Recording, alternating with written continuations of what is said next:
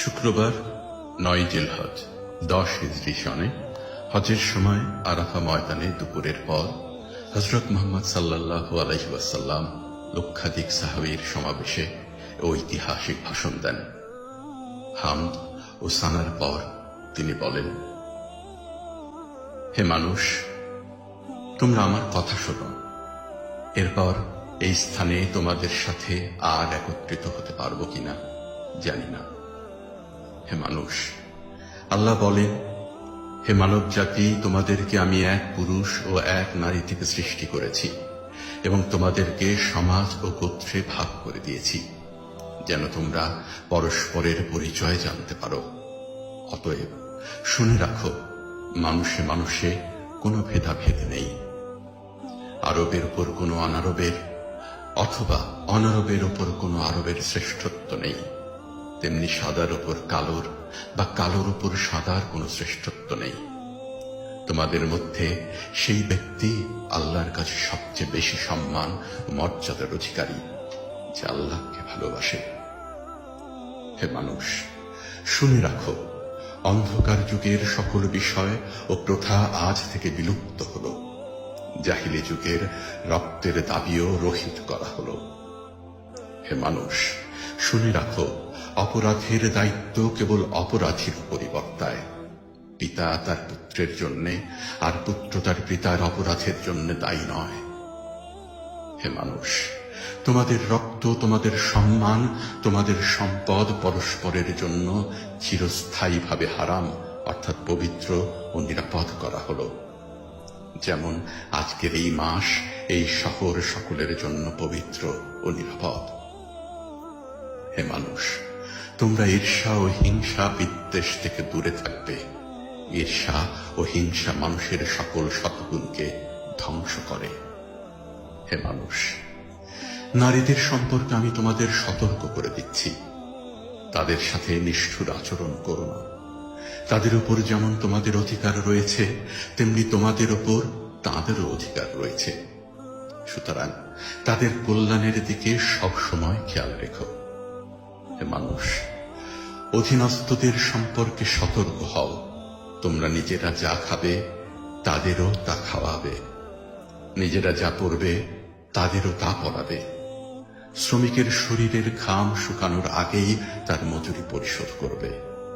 হে মানুষ, বিশ্বাসী সেই ব্যক্তি যার হাত ও মুখ থেকে অন্যের সম্মান, ধন ও প্রাণ নিরাপদ। সে নিজের জন্য যা পছন্দ করে, অন্যের জন্য তাই পছন্দ করে। হে মানুষ, বিশ্বাসীরা পরস্পরের ভাই।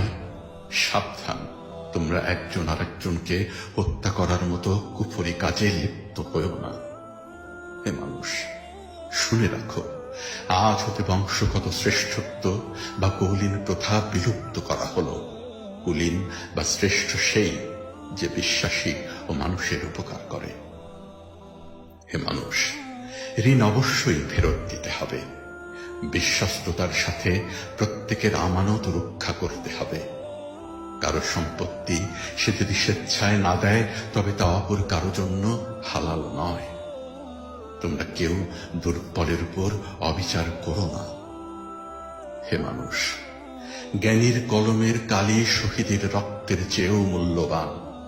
জ্ঞান অর্জন প্রত্যেক নরনারীর জন্য ফরজ, কারণ জ্ঞান মানুষকে সঠিক পথ দেখায়।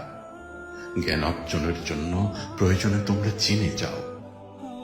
হে মানুষ, তোমরা তোমাদের প্রভুর ইবাদত করবে, নামাজ কায়েম করবে, যাকাত আদায় করবে, রোজা রাখবে, হজ করবে আর সঙ্গবদ্ধভাবে নেতাকে অনুসরণ করবে।